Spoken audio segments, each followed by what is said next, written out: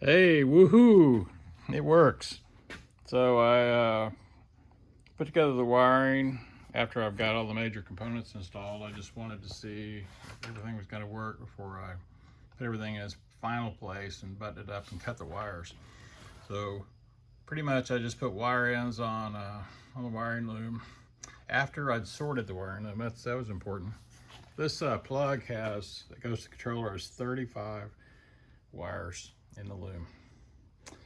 So before I did anything else, I spent an afternoon in the house on the kitchen table, and I separated all the wires by pin number into the devices that were going to be plugged into it. And actually had all these left over. So for testing, I just install one battery with a small cable. I'll turn that breaker on.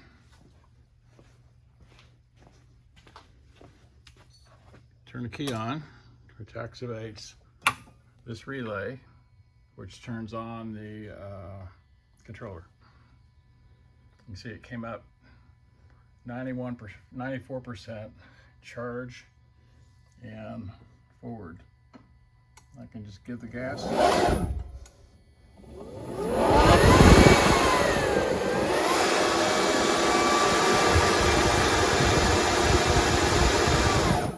I don't know where it's getting that miles per hour from, but I can update that with my controller. So my forward reverse, I'll put that in, it's in reverse, shows forward, neutral, reverse. If I want to flip that, all I have to do is just move the wires on the back of this plug. So anyway, I think I'm going to put the forward and reverse switch right here where the shifter used to be.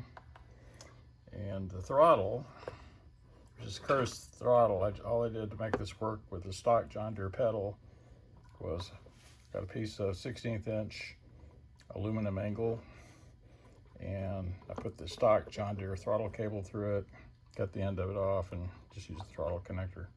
Should work fine. Now I can put that anywhere. I got a really long throttle cable. So I may just mount it right under the controller on the aluminum plate. Anyway, so far so good. I should be able to just clean all this up, and I think I'm waiting on some battery wiring or something like that, but we'll get all this bolted together and I'll post another video later. Thanks.